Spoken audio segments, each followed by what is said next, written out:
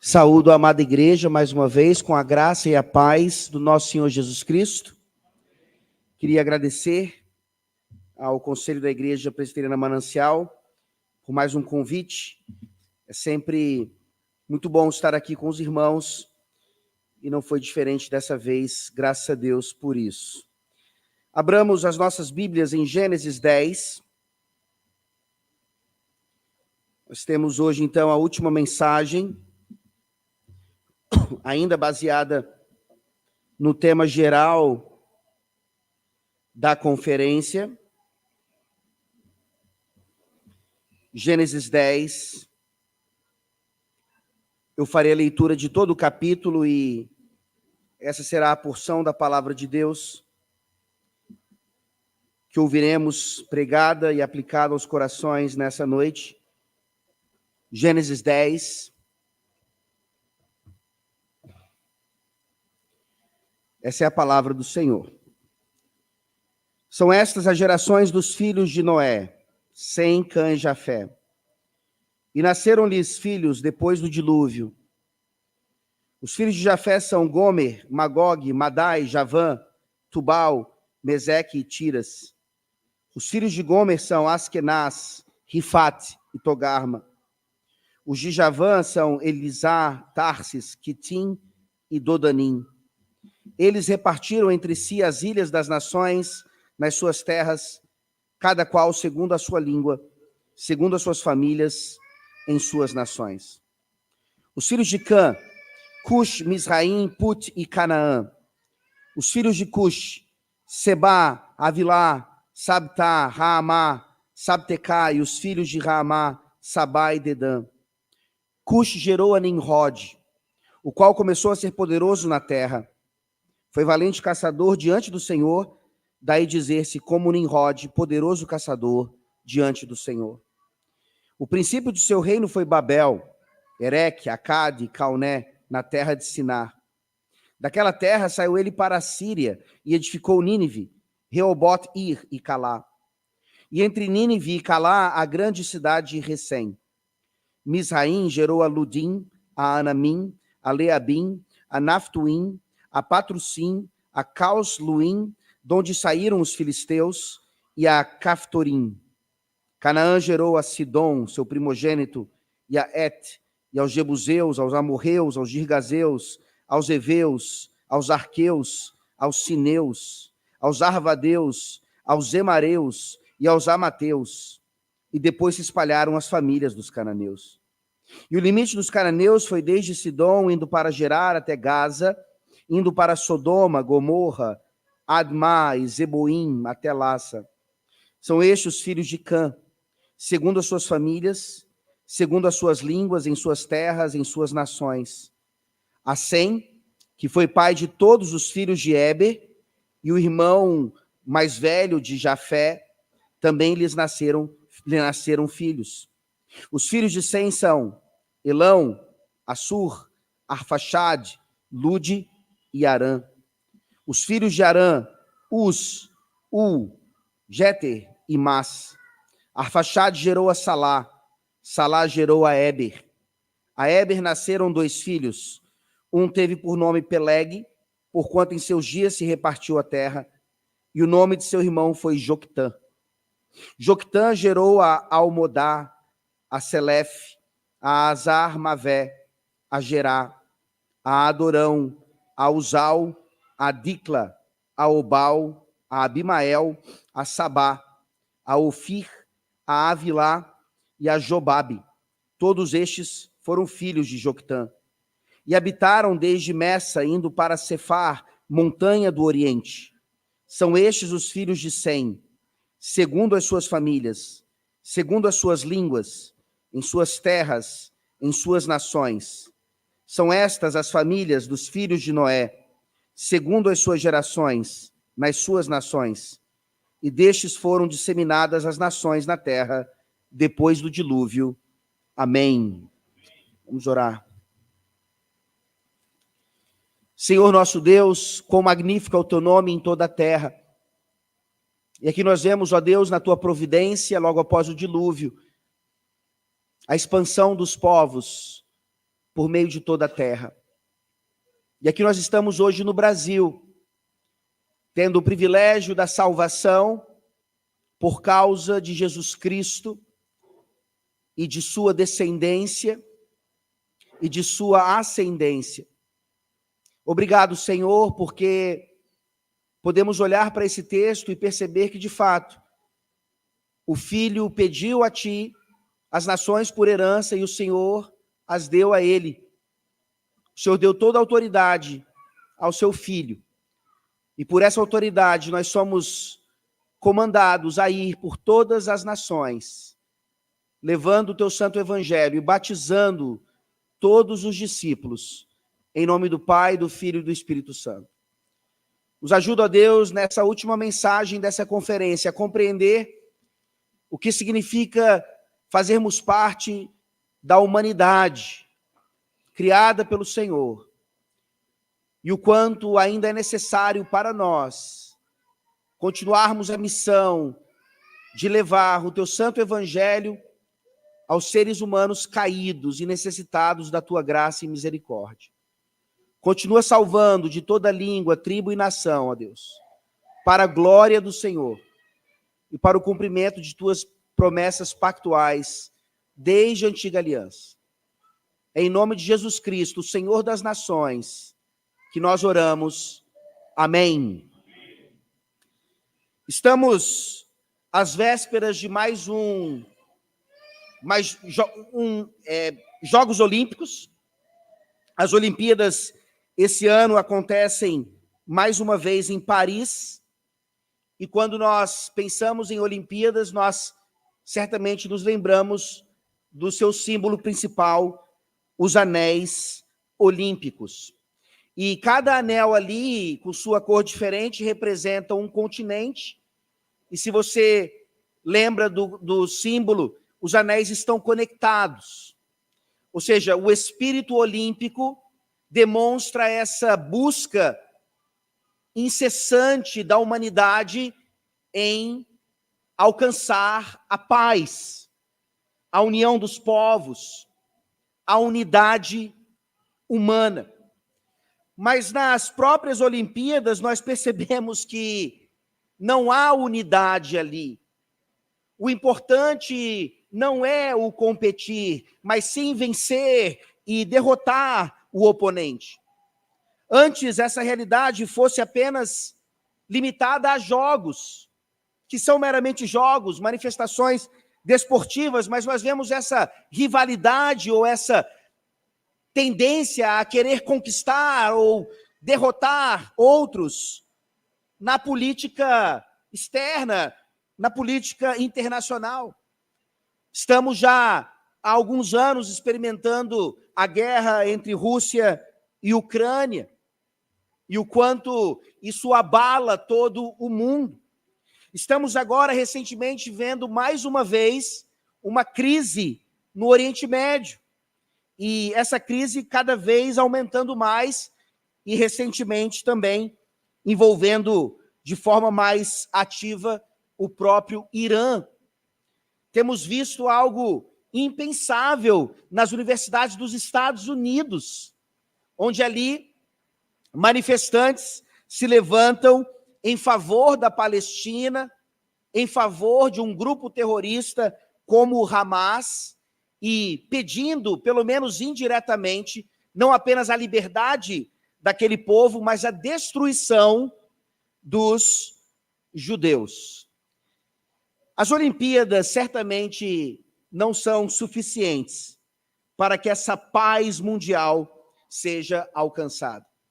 E Gênesis 10, então, não apenas nos mostra a história, uma parte da história, na verdade, na progressão da revelação de Deus no meio da humanidade, para entendermos as divisões das nações e como o mundo é hoje, mas o texto de Gênesis 10 também nos mostra qual é a única solução para que, de fato, haja uma unidade genuína entre os povos. Falando a respeito desse capítulo, o Dr. William F. Albright, que era amplamente reconhecido como uma das principais autoridades em arqueologia do Novo Oriente, ele define assim esse trecho da Escritura: ele se mantém como único na literatura antiga e sem nenhum paralelo, mesmo entre os gregos, onde nós temos um tratamento tão minucioso de uma divisão de povos numa estrutura genealógica. A Tabela das Nações permanece como um documento surpreendentemente preciso. Nós olhamos para o texto e, de fato, entendemos a soberania de Deus aqui, logo após o dilúvio, em fazer exatamente essas divisões a partir dos filhos de Noé. E quando nós olhamos para a própria história da humanidade e a sua expansão a partir do dilúvio, nós percebemos de uma maneira geral, então, que Jafé, o filho de Noé, e os povos que surgiram dele, acabaram indo ali para a Europa e atingindo as extremidades do globo. Cã, por sua vez, e seus descendentes se limitam principalmente ali à África, enquanto os filhos de Sem vão ali para a Ásia, principalmente central, e alguns outros arredores.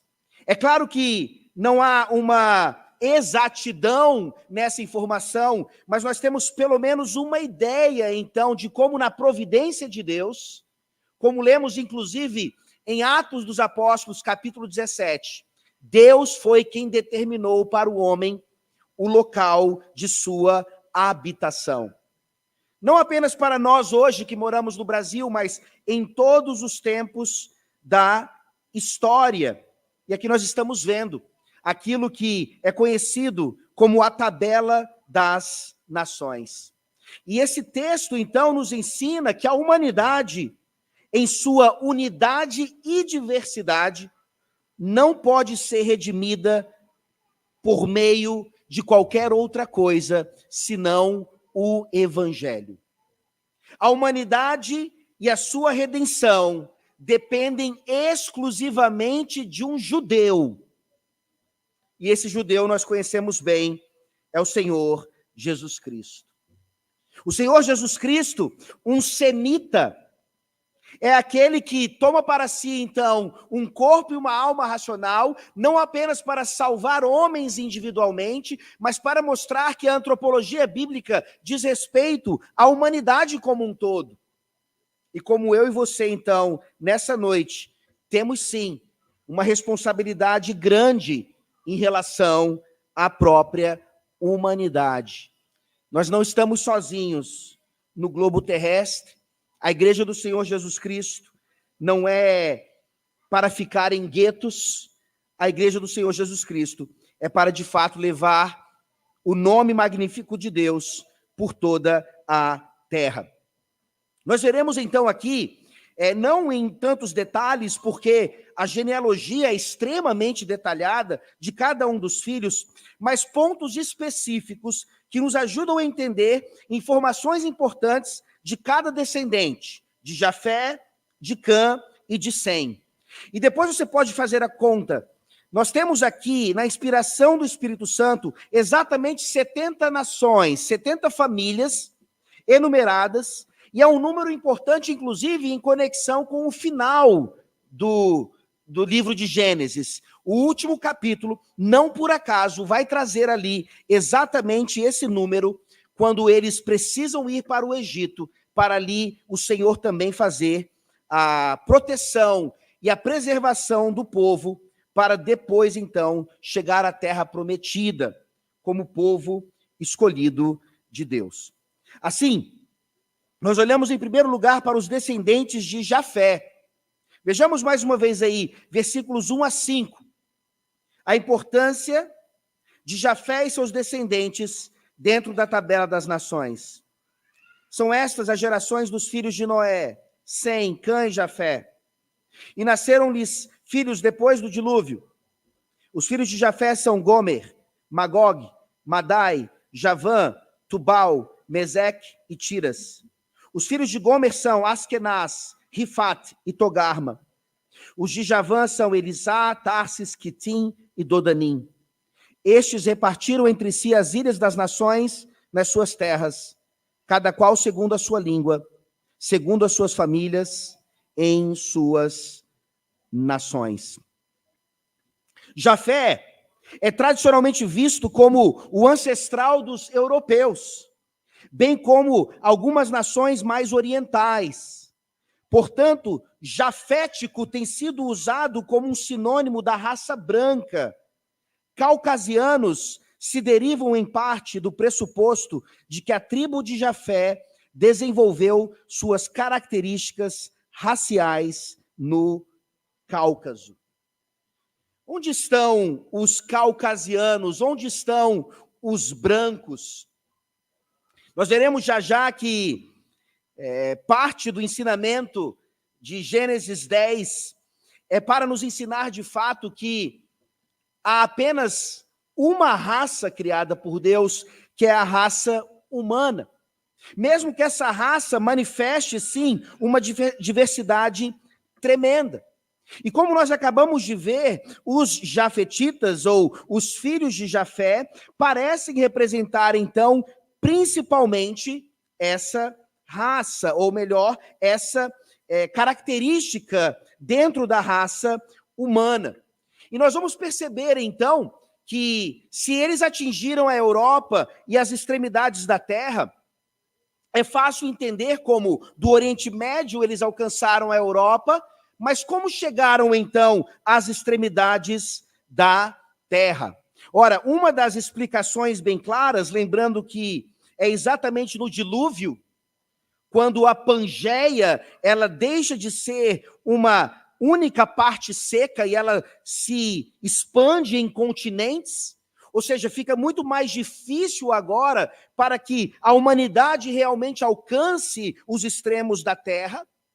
Mas se você se lembra do jogo War, você lembra então do primeiro deles, do encontro ali entre uma parte da Ásia e uma parte da América do Norte, onde você tem um estreito de Bering bem facilmente atravessável.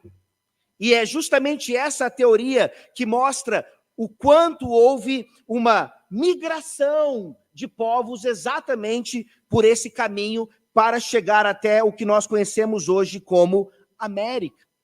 Mas, além disso, também, apesar de não ser tão conhecido por nós, houve outros povos que já praticavam navegação, dentre eles os próprios vikings, homens e mulheres bem caucasianos, né, que certamente levaram essa cultura e essa parte da raça humana até as extremidades da Terra.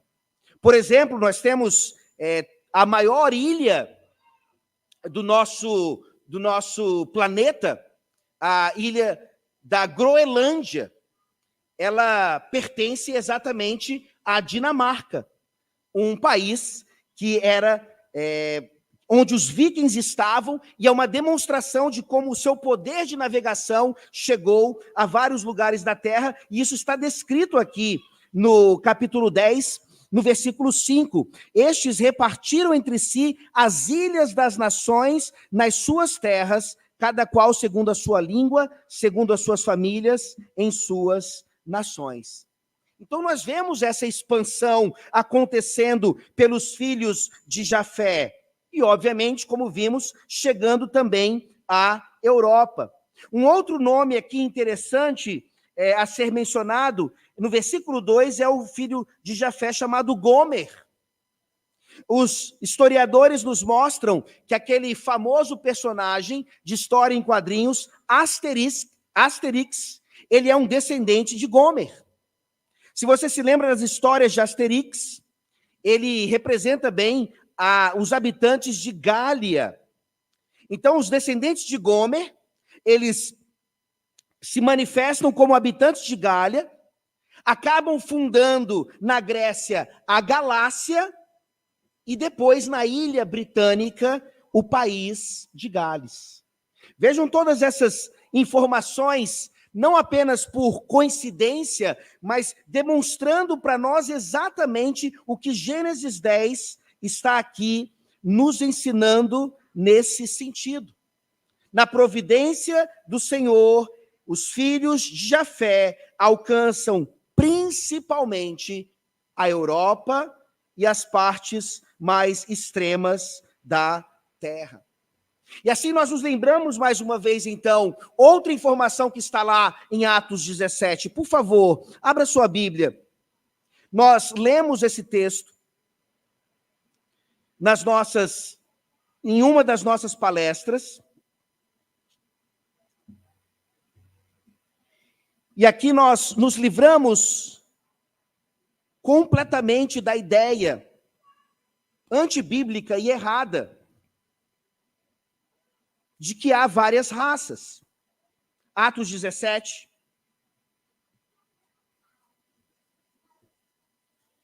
Versículos, a gente pode ler a partir do 25. Nem é servido por mãos humanas, como se de alguma coisa precisasse, pois ele mesmo é quem a todos dá vida, respiração e tudo mais. De um só fez toda a raça humana para habitar sobre toda a face da terra, havendo fixado os tempos previamente estabelecidos e os limites da sua habitação. Então, a tabela das nações, lá em Gênesis 10, não é uma tabela de várias raças.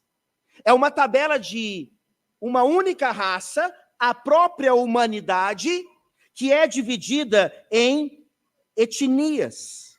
Assim, então, nós precisamos nos perguntar, da onde vem essa noção de várias raças?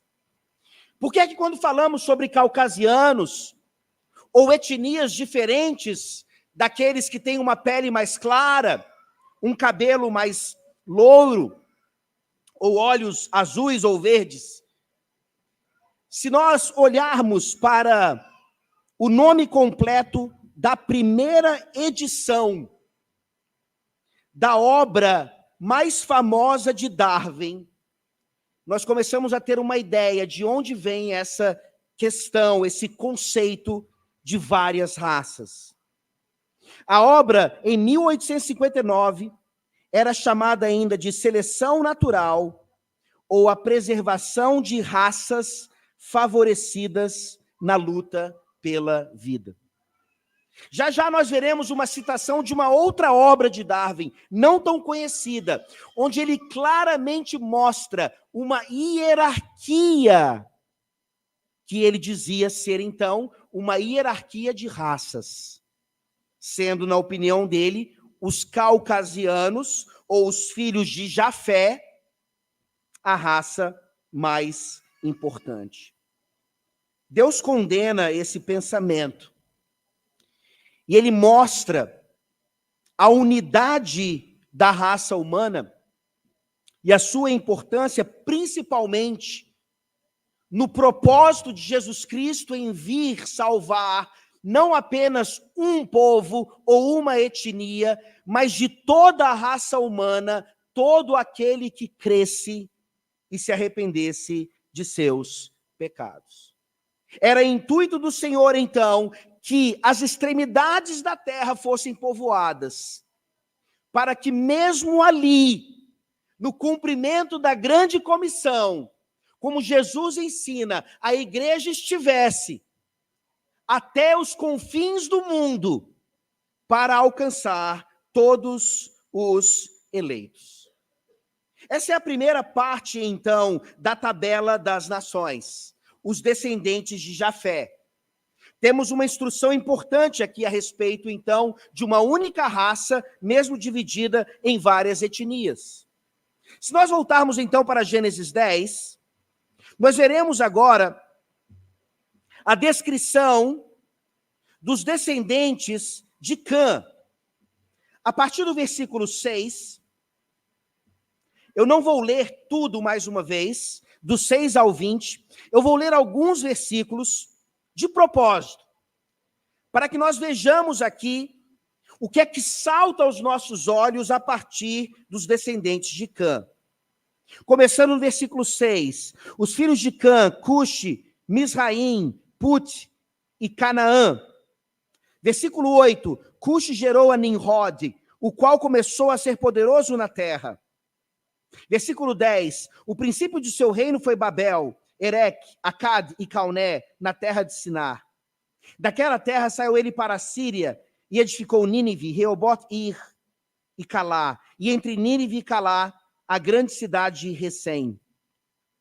Pule agora para o versículo 15. Canaã gerou a Sidom, seu primogênito, e a Et, e aos Jebuseus, aos Amorreus, aos Gigazeus, aos Eveus, aos Arqueus, aos Sineus, aos Arvadeus, aos Emareus e aos Amateus. E depois se espalharam as famílias dos cananeus. Se você ler com calma depois os versículos todos dos descendentes de Cã, você vai perceber ainda mais que aqui são descritos vários inimigos de Deus. E não à toa nós nos lembramos então do que aconteceu logo após o dilúvio, quando Noé e seus filhos saem da arca. Noé acaba se embriagando, e nós temos então ali Cã pecando gravemente contra o seu pai, enquanto Jafé e Sem cobrem a nudez do seu pai, e Canaã é amaldiçoado.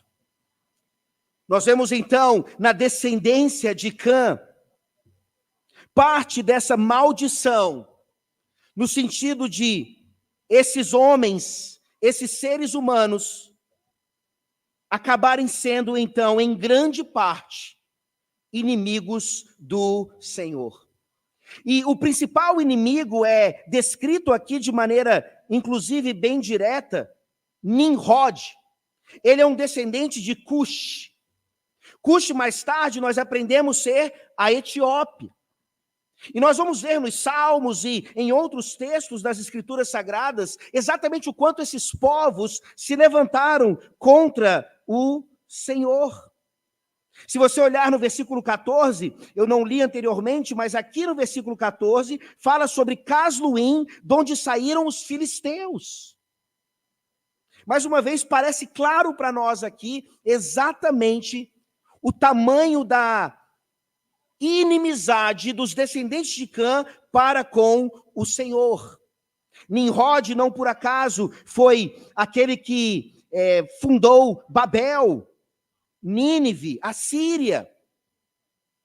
E ele é descrito como um caçador diante do Senhor. Na verdade, a melhor tradução dessa preposição no hebraico, que aqui é diante do Senhor, deveria ser contra. Nimrod, ele foi contra o Senhor. Nimrod, ele é tido, inclusive, na história, como um grande descendente ou continuador da linhagem de Caim, lá atrás ainda. Aquele que estabeleceu a linhagem contrária à linhagem da mulher. E quando nós olhamos ainda mais para a história de Nimrod, nós percebemos que, uma vez que ele morre, ele passa a ser idolatrado. Ele é o iniciador também do culto a Baal. E assim nós vemos esses inimigos de Deus sendo idólatras e adoradores de Baal.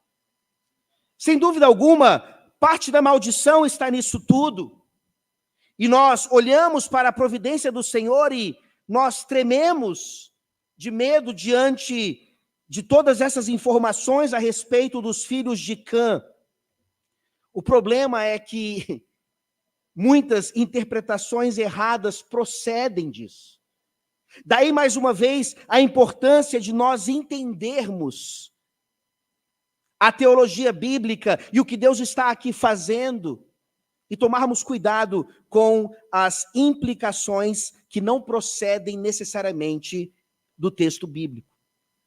Sabe qual é uma interpretação, por exemplo, que surge a partir dos descendentes de Cã nesse sentido? Como eles foram, então, mais precisamente para o continente africano, a conclusão de muitos cristãos é que os africanos, então, são necessariamente amaldiçoados. Nós vemos, então, infelizmente, Mesmo dentro da igreja presbiteriana, muitas deturpações a respeito dessa parte da humanidade, ou dessas etnias da humanidade. Deixa eu ler um texto para vocês, que também joga luz a essa questão. Em algum período futuro, não muito distante, se medido em séculos, as raças civilizadas do homem exterminarão e substituirão, quase com certeza, as raças selvagens do mundo todo. Ao mesmo tempo, os macacos antropomorfos serão, sem dúvida, exterminados. A brecha entre o homem e seus parentes mais próximos será ainda mais larga, pois ela se abrirá entre o homem num estado ainda mais civilizado, esperamos, do que o próprio caucasiano, e algum macaco tão inferior quanto o babuíno, em vez de, como agora, entre o negro ou o australiano e o gorila. Essa é uma citação daquela obra que eu mencionei, de Darwin, The Descent of Man, onde ele claramente, num capítulo, coloca a questão de raças superiores e inferiores. E nesse processo terrível, grotesco de evolução, como ele ensinava, as raças superiores, então, exterminariam as raças inferiores. De onde vocês acham que Hitler tira os seus princípios nazistas de destruição de judeus e de outros povos? É fácil, queridos, nós criticarmos e rejeitarmos completamente as doutrinas de Darwin ou princípios nazistas. Mas eu já mencionei aqui o quanto na igreja já houve e ainda há interpretações completamente erradas em relação aos negros ou os africanos, mais especificamente. Você já deve ter ouvido falar que a marca que Deus coloca em Caim é justamente o surgimento da raça negra ali, e por isso uma raça também amaldiçoada, onde essa maldição é confirmada aqui nos descendentes de Cã. Mas talvez você nunca tenha ouvido falar que muitos presbiterianos, durante a época da escravidão ali nos Estados Unidos, não apenas membros de igreja, mas pastores, teólogos, ensinavam, por exemplo, que negros não podiam ser vocacionados ao sagrado ministério, porque eles não eram dignos disso. Queridos, eu tive a oportunidade de estudar nos Estados Unidos e como seminarista, há várias oportunidades lá também de pregarmos em púlpitos, em igrejas que estavam sem pastores. E havia pelo menos uma igreja ali na Carolina do Sul, onde era o seminário, que precisava de seminaristas, e eles deixavam claro ao seminário. O pedido era: mandem seminaristas, mas eles não podem ser nem negros, nem estrangeiros. Eles só podem ser caucasianos e estadunidenses. Meus irmãos, dentro do presbiterianismo, não estamos falando da época da escravidão, não estamos falando da época em que começa a haver, então, um movimento de libertação, nós estamos falando de alguns anos atrás, onde nós ainda vemos e experimentamos esse tipo de coisa acontecendo. E, sem dúvida alguma, outra coisa que não ajudou muito nesse aspecto foi também uma outra visão errada, inclusive envolvendo missões. Quando durante os séculos 18 e 19, essa afirmação bíblica de que Deus deve ampliar as tendas de Jafé, lá em Gênesis 9, Isso foi usado por alguns imperialistas como justificação para o alargamento dos territórios europeus através do imperialismo, interpretados como parte do plano de Deus para o mundo.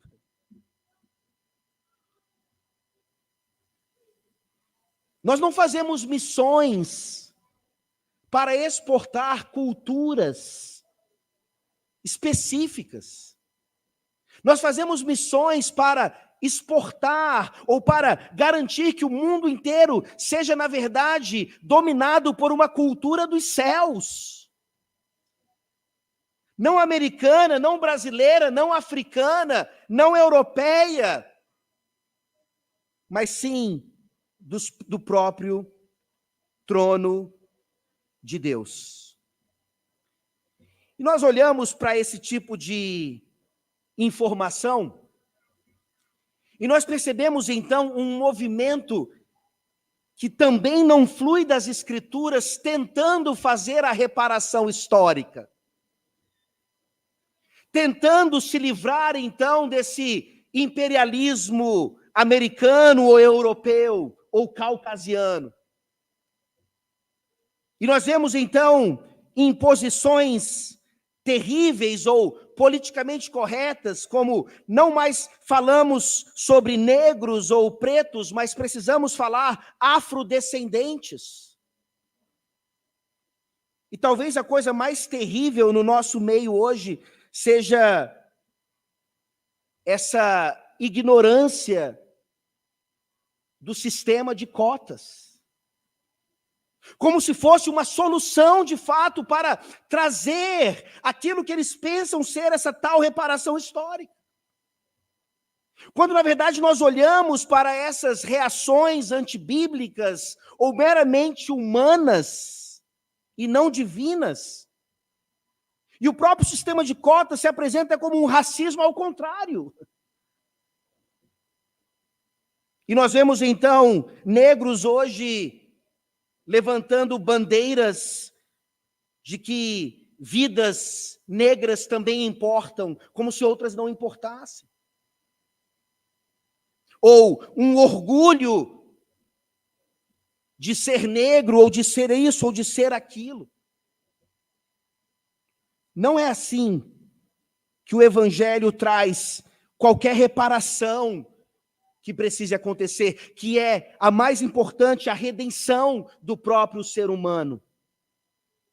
Não a restauração de uma etnia, ou de uma cor, ou de uma cultura.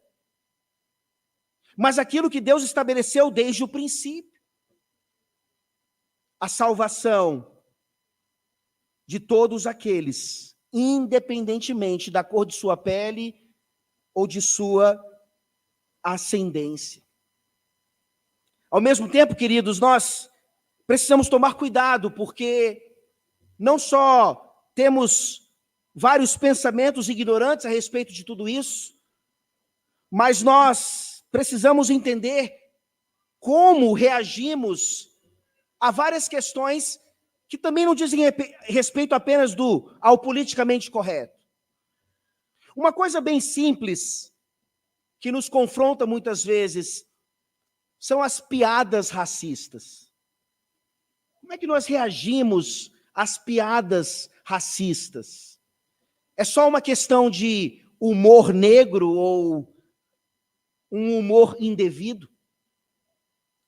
É interessante porque esse tipo de piada acaba ferindo a imagem de Deus no homem, porque fere necessariamente o nosso próximo. E talvez você pense, então, que a ideia de piada racista não seja tão séria assim. Mas o que você acha da posição dos meus avós, que eu descobri recentemente, já adulto e conhecendo um pouco melhor a história da minha própria família? Descendentes de italianos, meus bisavós chegam ao Brasil, bem caucasianos. Meus avós nascem também bem caucasianos.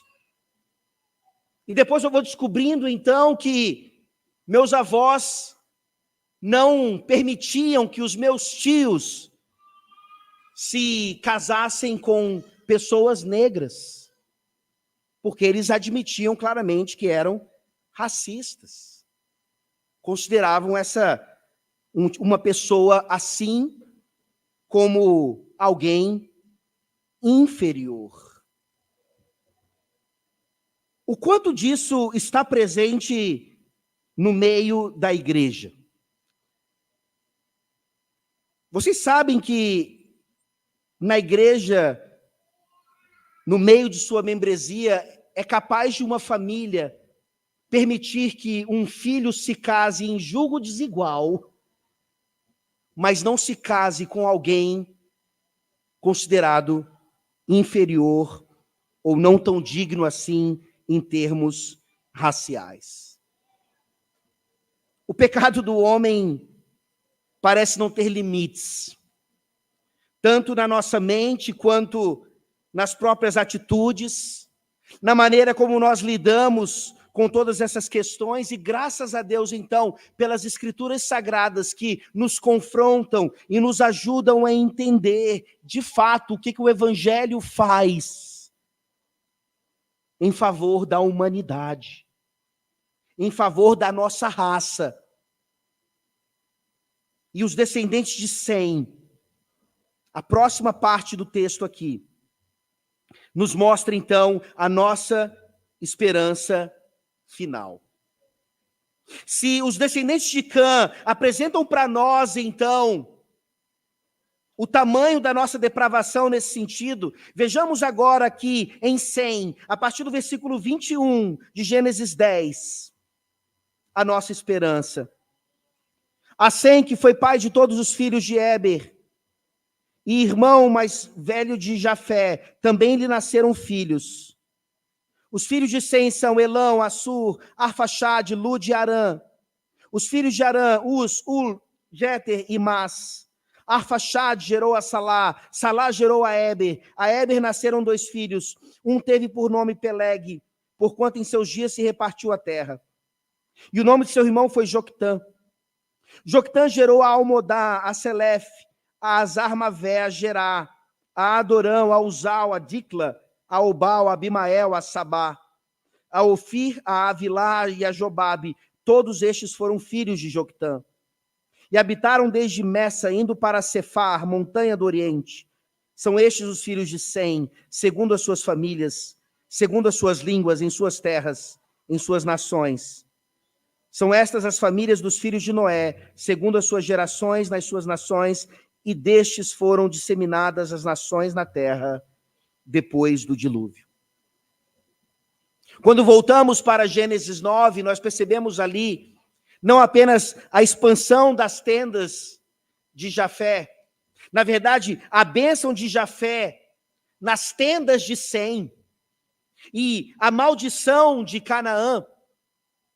Parece então que os semitas, de alguma forma, os filhos de Sem, foram privilegiados. Parece que eles são abençoados, e essa bênção, então, por tabela, atinge os jafetitas, e coitado, então, dos amaldiçoados cananeus.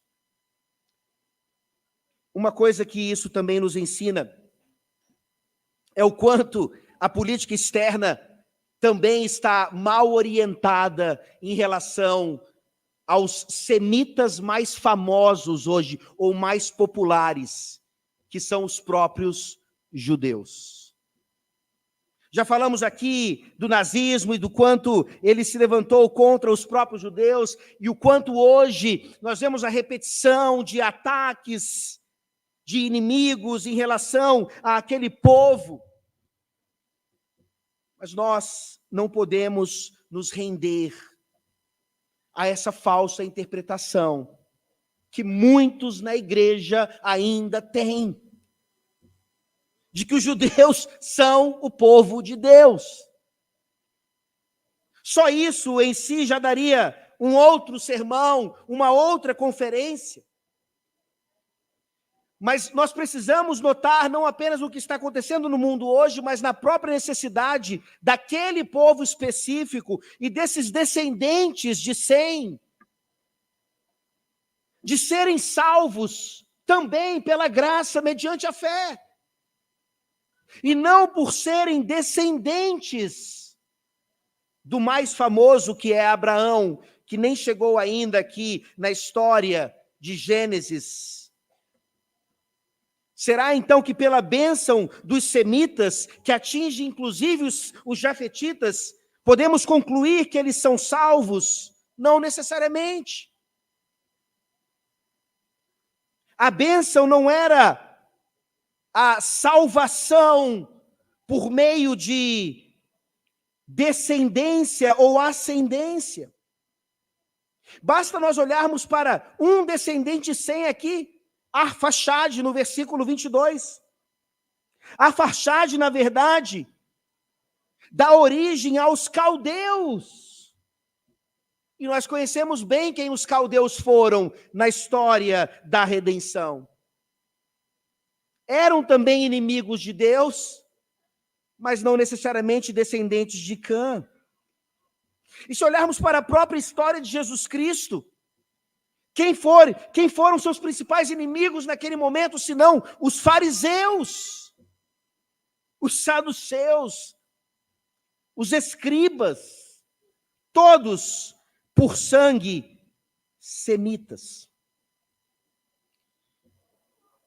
A mensagem que Gênesis 10 nos ensina é a mensagem de toda a Escritura. É a mensagem, sim, de que importa a nossa ascendência, importa entendermos a humanidade e a sua expansão por toda a terra. E aqui, mais especificamente, o nome que tem uma ênfase é o nome de Éber. Daí, os hebreus. Daí, mais para frente, aqui em Gênesis 11, Abrão, Isaque, Jacó, Jesus Cristo, o filho de Abraão. Aquele que, sendo semita, judeu, o Messias prometido, ele veio para os que eram seus, e os seus não o receberam. Mas a todos quantos o receberam, ele os deu o poder de serem feitos filhos de Deus. Talvez você não saiba exatamente qual é a sua ascendência. Provavelmente, nós todos aqui somos jafetitas, habitando nas tendas de Sem. Mas talvez você tenha alguma ligação semita ou até dos descendentes de Cã. E a mensagem mais maravilhosa de Gênesis 10, meus queridos, que é obviamente completada na nova aliança, é de que aqui nós não temos apenas uma aula de história, de geografia, de humanidade. Nós temos uma história de salvação. Salvação de jafetitas, de descendentes de Cã e de semitas também, pela graça mediante a fé.